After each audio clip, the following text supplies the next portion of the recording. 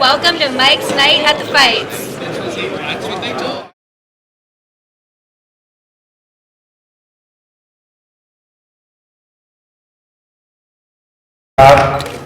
First, good afternoon, everyone. I want to thank God for giving us a wonderful day and giving us strength. I want to thank HBO for being there, always supporting us and top rank promotion. I want to thank my team, especially the head coach, Frida Roach, Michael Cons, and to Team Pacquiao, of course, my wife is here. And thank you to all the support of the fans, the media and press. Thank you for always supporting us in boxing, not only me, but all the boxers. You always promote boxing in this country, not only this country, but all over the world. You helping us a lot, and it's sad to say that this is my last fight with the Team Bradley, and sad to say that after this I'm going to retire and hang up my gloves and focus to my another big responsibility in life to help the people. And I was remember, I remember when I started boxing. I entered into boxing because I want to help my family, my mother. That's how I know boxing. Before that, I don't know boxing, but I entered the boxing because I want to help them. And now I end my boxing career in helping people, helping the Filipino people. So it's good, and I'm so blessed by God that, my career into in a good way.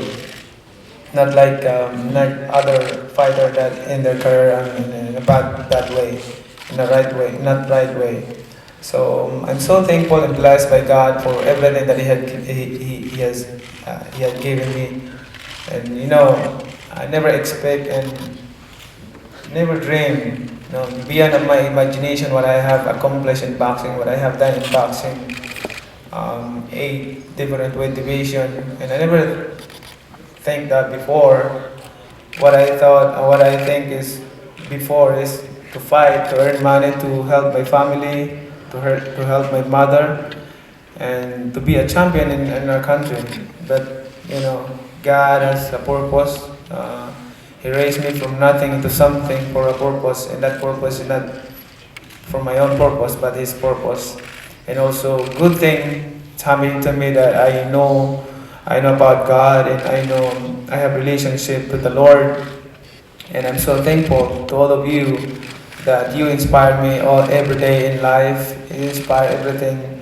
That every time that there is a criticism from me, and that's how I learn how to correct myself, and how that I learn how to change the way this, and how to change into the right path. So thank you to all of you, and I hope and invite you to watch my last fight on April 9 against Timothy Bradley in MGM Las Vegas.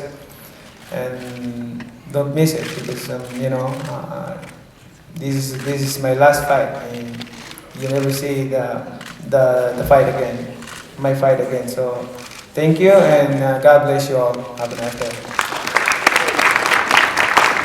Also want to thank my wife. Thank you, Monica, for always being supportive and helping me, with this journey. I want to thank my parents, mom, pops. Thank you very much for always being supportive and loving me the way you guys do. I want to thank my Team Bradley. I want to thank Teddy. Thank you, Coach. Appreciate you being here. Thanks for coming back to me. Thank you.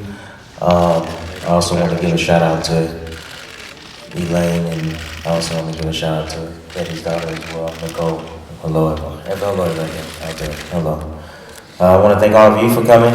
I want to thank HBO. I want to thank Top Rank once again. I want to thank Pacquiao, them for and his team for choosing me And that goes to show you what type of fighter Pacquiao is, what type of man he is. He could have picked anybody else, but Pacquiao always picks a challenge. He knows it's going to be a challenge. April 9th, it's all that matters to me right now. April 9th, nothing else matters. I'm going to be ready. Teddy and I and the team going to go to the lab, and we come out, we're going to be a smart monster, April 9th. And it's only going to get better from here. I feel that now I have identity as a fighter. I know what I'm about, and tune in April 9th, don't miss it. Thank you guys for coming. Is the future for you? I mean, would you be able to train fighters? Is that something you want to do, or you just want to be a promoter in the future and in politics? Promote and help boxers. Tell us a little about your charities, Marty. Are you still, what kind of work you're doing? What's close and dear to your heart? Some of the charities you're involved in. If we're talking about charities, I live a lot in the Philippines, but I don't want to watch myself. The most important that we did is giving them shelter, housing for the family. It's free. You need to pay.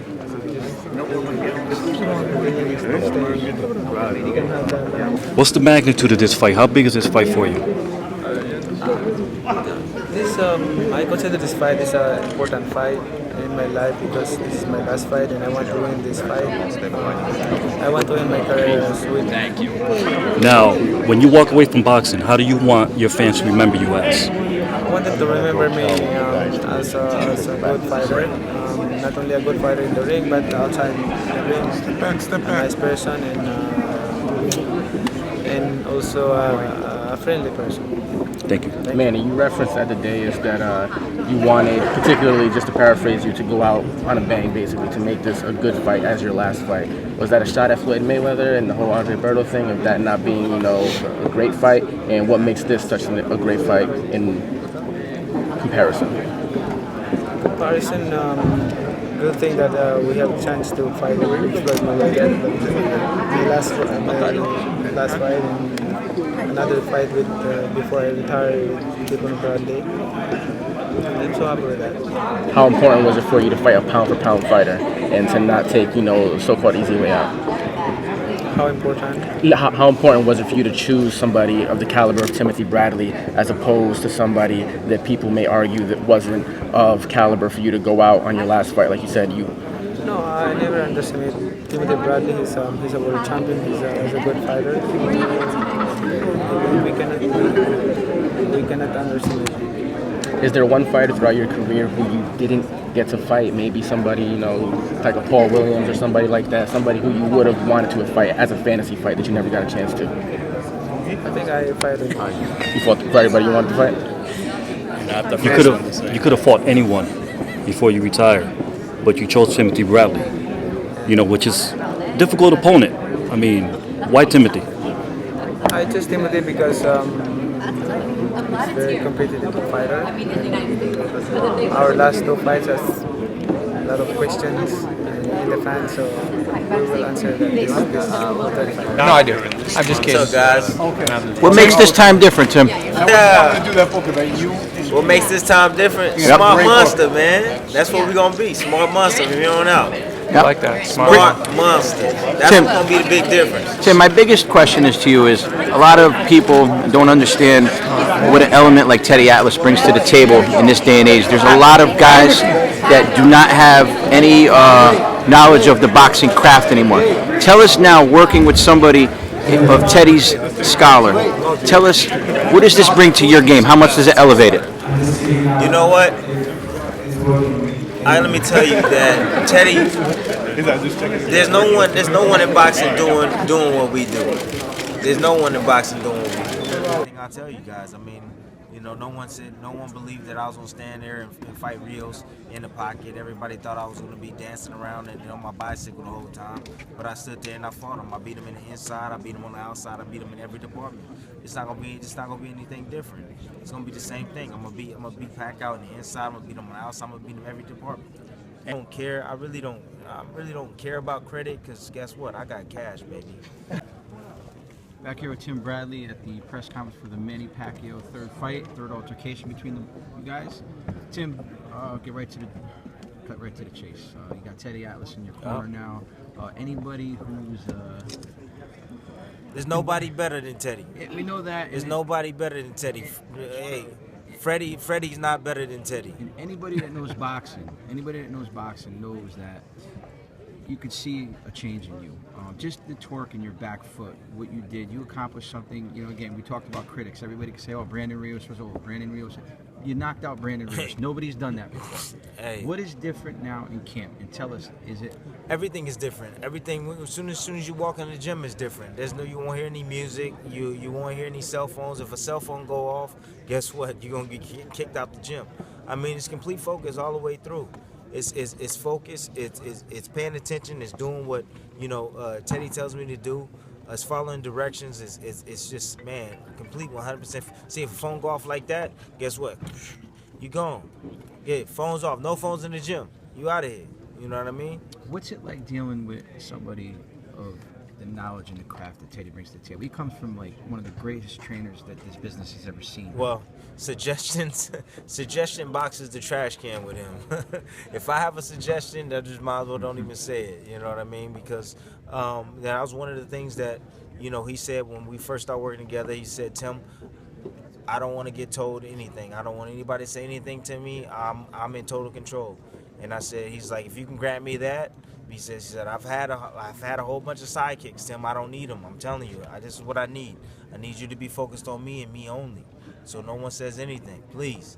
He's like, if I can't have that, then I can't come out. So that's the difference. There's only one voice. There's only one voice. You go to different camps, you got 3 guys in the corner telling this guy this guy that, this guy this. Oh, you do this. And then you have a guy at the bottom telling, oh man, keep that right hand up. And then, you confuse the fighter. That's what happens. There's only one voice in my camp. One voice only, all right, in the gym. And that's Teddy Atlas. Whose decision was it to go after Teddy? Was it yours? Was it your dad's? It was my decision. It was my decision to get Teddy. Why? Because it was weird, man. I've never received a phone call from Teddy. I think Teddy was doing a radio show on Sirius XM radio, and my wife told me I had a phone interview with Teddy Atlas, and I was like, what? With Teddy Atlas? Teddy Atlas gonna interview me? Like, I've known Teddy. Me and my father, we watch him on ESPN all the time. So it was I was actually quite happy. I was like, wow, I wonder what he has to say. So we get on the phone call, whatever, and he congratulates me. It was right after Jesse Vargas fight, and and then at the end, before we got off the phone, he said, "Tim, do you know why you got hit with that right hand?" And I was like, "Yeah." I was like, I was a little fatigued. I got careless. I dropped my hand. I stepped back. I dropped my hand. I got hit with overhand right. It was a punch I didn't see. And he was just like, "Yeah, that happened, but do you know why? Mechanically, why you got hit with that?" And then from that point on, when he told me why mechanically I got hit with that right hand, that's when everything changed. I was like, wow, this is a guy that's not my trainer, but told me something that I didn't know about myself that I did on a consistent basis. Then he told me to go back and look at round 1, round 6, round 9, round 11, and round 12, and I'm on a phone call with him. And I'm like, wow, he's so detailed. Like, what the heck? So I'm like, wow, I want this guy to train me. Like, if he knows stuff like that, I want this guy to train me. So that's what ended up happening. Tim, my question to you is, you fought on an elite level status without even having the training of somebody the caliber of Teddy. Tell me, where does this take you now, as far as confidence-wise, knowing an extra added bonus to your ability? Well, actually, knowing, it's funny, man, because I knew everything Rios was gonna do before he even did it. It's crazy. I knew everything he'd do. I know Rios when you pull straight back, he likes to come with the 1-2-1. I knew that going into the fight. Teddy gets me ready for everything I'm gonna see in that fight. So knowing that, and him and how he analyzes fighters and breaks them down, that's a plus for me, because guess what? I'm gonna get prepared for Manny Pacquiao the same way. I'm gonna know everything he does before he even do it. What does this do for you mentally as a fighter? It gives you, man, come on, it gives you extreme confidence. It's like supreme confidence, man. You know, when you know something and you're confident about it. So yeah, it's supreme confidence. Rights, if you will, when a person has real character. I saw that in him, and I didn't want to come back to this business if I wasn't going to be around a person with those kind of strengths, and a person that I felt good about being around. I didn't feel good about being around this business anymore. I mean, I was doing the commentating for 20 years, but to get involved where I'm responsible for a human being in the ring, I didn't want to take on that responsibility and deal with all the elements that go with that. I didn't want to do that anymore. I didn't trust it anymore. I didn't like it anymore. But he gave me a chance to like it again, to trust it again. And my daughter gave me an opportunity to remind me that at the end of the day, we are what we are. We're teachers, we're teachers. And at the end of the day, if you're a teacher, what speaks to you? Your chance to help somebody. Not that I'm doing anything great. Don't get carried away. But, you know, I'm not out there and taking the homeless off the streets and doing that kind of, which is the most important kind of work, and helping. But if you can help somebody get better, I think that that's something that has power to it. That's something that means something. That's something that we have a responsibility to sometimes say yes if we can do that. At the same time, we help ourselves. I understand it. But if we can help somebody and they think they can be helped by you, what's a greater privilege? What's a greater gift than to be able to help somebody, help their family, and help them be better? I heard you in the car, it touched me when you were talking to him about firefighter goes into the fire to put out the fire or something. That philosophical approach when you were talking to him. Was that a moment of incentive to push him and made him realize? Because I'm a retired firefighter. So, well, thank you. A retired lieutenant, 30 years of service. Well, thank you for being there to look out for us. Thank you. Thank you. You're welcome. And when you mentioned that, I said, wow, that is basically exactly what he's supposed to be doing in the ring. Go out there and philosophically put out that fire. You know, as a trainer, you have to know what you're facing. I knew that going into that camp, we were going to be facing a fire. Right. I mean, what is Rios' greatest strength? You know, to be relentless. Exactly. To come. Right. To bring heat. Right. And so I had thought about that. And throughout camp, the theme was to handle the fire.